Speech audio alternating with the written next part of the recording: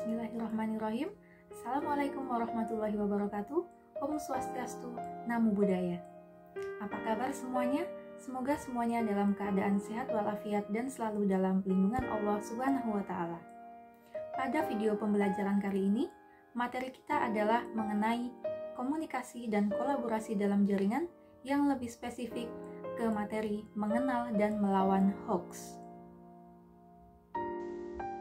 Hoax menjadi hal yang banyak dibicarakan orang saat ini, khususnya di dunia digital. Sebenarnya, apakah yang disebut dengan hoax? Berdasarkan Kamus Besar Bahasa Indonesia, hoax didefinisikan sebagai berita bohong. Sementara itu, Merriam-Webster mendefinisikan hoax sebagai suatu tindakan yang membuat sesuatu salah atau tidak masuk akal dapat dipercaya atau diterima sebagai sesuatu yang benar. Jadi, dapat disimpulkan bahwa hoax adalah suatu berita atau informasi yang tidak benar, yang dibuat seolah-olah benar, sehingga dapat dipercaya oleh orang lain. Pada buku yang diterbitkan oleh United Nations Educational, Scientific and Cultural Organization atau UNESCO, yaitu jurnalisme, berita palsu, dan disinformasi, digunakanlah istilah kekacauan informasi atau information disorder. Untuk menggambarkan informasi yang tidak benar tersebut, terdapat 3 tipe kekacauan informasi ini, yaitu yang pertama ada misinformasi, yaitu informasi salah yang disebarkan oleh orang yang mempercayainya sebagai hal yang benar. Kemudian yang kedua ada disinformasi, yaitu informasi salah yang disebarkan oleh orang yang tahu bahwa informasi itu salah. Disinformasi adalah kebohongan yang disengaja dan berkenaan dengan orang-orang yang disesatkan secara aktif oleh aktor jahat. Kemudian tipe yang ketiga adalah malinformasi. Malinformasi merupakan informasi yang berdasarkan pada realitas, tetapi digunakan untuk merugikan orang lain, organisasi, atau negara lain. Kemudian contoh dari kekacauan informasi, ada yang pertama adalah misinformasi, contohnya adalah hubungan yang salah dan konten yang menyesatkan. Kemudian disinformasi, contohnya adalah konteks yang salah, konten tiruan, konten yang dimanipulasi, dan konten rekaan. Kemudian contoh dari malinformasi adalah sepenggal bocoran, sepenggal pelecehan, sepenggal ujaran kebencian. Selain itu, hoax juga dapat dikategorikan berdasarkan bentuk dan tujuan pembuatannya. Terdapat 7 kategori hoax, yaitu yang pertama adalah satir atau parodi, yaitu informasi yang dibuat untuk menyatakan sindiran terhadap suatu keadaan atau seseorang. Biasanya disampaikan dalam bentuk ironi, sarkasme, atau parodi. Satir umumnya dibuat tanpa maksud untuk mengelabui orang yang melihatnya karena hanya bersifat sindiran. Namun, bagi yang tidak memahami gaya bahasa, dapat terkecoh dan menganggap informasi yang dilihatnya sebagai sebuah kebenaran, terutama ketika yang menyampaikannya tidak secara jelas menyatakan bahwa informasi tersebut satir. Kemudian, kategori yang kedua adalah konten yang menyesatkan. Penggunaan informasi yang sesat untuk membingkai sebuah isu, biasanya informasi ditampilkan dengan menghilangkan konteksnya untuk menggiring persepsi publik agar sesuai dengan keinginan pembuat informasi tersebut. Kemudian, kategori yang ketiga adalah konten tiruan, yaitu informasi yang dibuat mirip dengan aslinya dengan tujuan untuk mengelabui publik, seperti situs web yang dipalsukan agar pengunjungnya tertipu dan menganggap situs tersebut adalah situs aslinya. Kemudian kategori yang keempat yaitu konten palsu. Konten baru yang 100% salah, sengaja dirancang dan dibuat untuk mengelabui pembacanya. Pembuatan konten palsu ini dapat dilatar belakangi oleh berbagai tujuan, baik keuntungan finansial, propaganda, maupun kepentingan politik, sehingga berpotensi menyesatkan dan bahkan membahayakan masyarakat. Kemudian, kategori yang kelima adalah koneksi yang salah. Ketika judul gambar atau keterangan tidak mendukung konten yang sebenarnya, salah satu contohnya adalah metode clickbait. Membuat judul atau gambar yang mengundang orang untuk mengklik tautan yang tersedia dengan bentuk yang provokatif, menarik, dan sensasional. Padahal kontennya sendiri tidak seheboh judulnya. Kemudian kategori yang keenam adalah konten yang salah.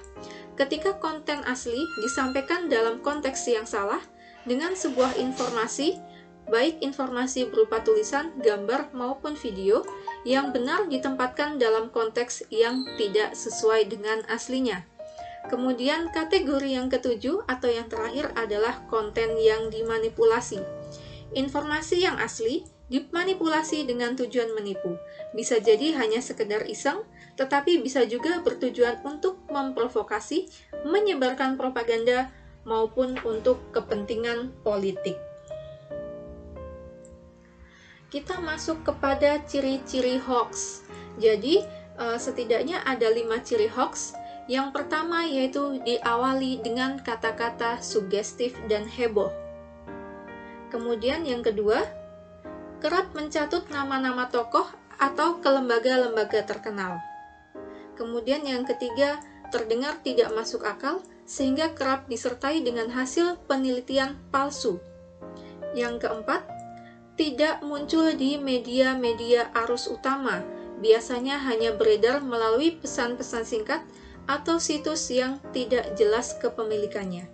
Kemudian yang kelima, biasanya disertai dengan penulisan huruf kapital dan tanda seru. Selain itu, terdapat cara singkat untuk mengidentifikasi apakah suatu informasi itu hoax atau bukan. Caranya yang pertama adalah memeriksa fakta. Sebelum membaca berita, kita harus memperhatikan dari mana berita itu berasal dan siapa sumbernya. Apakah dari institusi resmi seperti KPK atau Polri, atau sekedar rumor yang dihembuskan oleh orang tertentu. Kemudian, cara yang kedua yaitu mencermati alamat situs. Untuk informasi yang diperoleh dari website, cermatilah alamat URL situs yang dimaksud. Apabila berasal dari situs yang belum terverifikasi sebagai lembaga pers resmi, atau bukan dari situs resmi yang jelas organisasi pengelolaannya, maka informasi bisa dibilang meragukan. Kemudian yang ketiga adalah cek keaslian foto. Seringkali para pembuat hoax mengedit foto untuk memprovokasi pembaca. Di era teknologi digital saat ini, bukan hanya konten berupa teks yang bisa dimanipulasi, melainkan juga konten lain berupa foto atau video. Cara untuk mengecek keaslian foto bisa dengan memanfaatkan mesin pencari Google Image. Hasil pencarian akan menyajikan gambar-gambar serupa yang terdapat di internet sehingga bisa dibandingkan.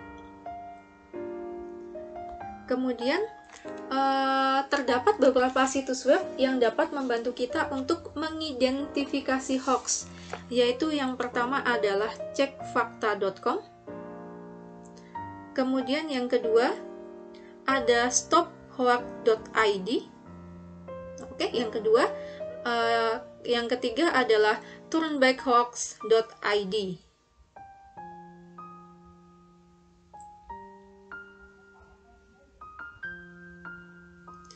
Kemudian untuk selanjutnya, pada prinsipnya penting untuk menjadi warganet yang kebal hoax. Untuk menjadi warganet seperti itu atau warganet yang kebal hoax, terdapat beberapa tips. Di antaranya, yang pertama yaitu baca setiap informasi yang tersaji di depan kita. Jadi informasi yang tersaji di depan kita itu perlu dibaca secara utuh. Jangan mengambil kesimpulan hanya dari judul berita saja. Kemudian yang kedua adalah mampu berpikir kritis. Berpikir kritis ini ada kaitannya dengan akal sehat. Jadi kita harus menggunakan akal sehat ketika membaca sebuah informasi. Kemudian yang ketiga adalah tabayun, yaitu dengan cara cek-recek kembali setiap informasi yang kita terima. Kemudian yang keempat adalah menggunakan pikiran logis dan ilmiah dalam menilai suatu berita. Tidak boleh baper, membawa perasaan ketika menelaah informasi. Kemudian yang kelima adalah menahan jempol. Sharing sebelum sharing. Pilihlah informasi yang memang mau disebarkan. Kemudian yang keenam, lapang dada, toleran, dan sabar. Lapang dada, toleran, dan sabar merupakan perilaku yang perlu kita kedepankan ketika menerima suatu berita. Kemudian yang ketujuh, penting bagi kita untuk berdiri di atas kejujuran dan kebenaran agar hoax tidak mudah menyebar. Oke, itu tadi sekilas penjelasan mengenai hoax serta beberapa tips agar terhindar dari hoax. Untuk siswa-siswi SMK Kesehatan Binatama, tugas saya upload di GB Class, jangan lupa dikerjakan. Tetap semangat, jaga kesehatan, makan dengan makanan yang mengandung gizi seimbang. Salam sehat, salam semangat, sekian dari saya, kurang lebihnya mohon maaf. Wassalamualaikum warahmatullahi wabarakatuh.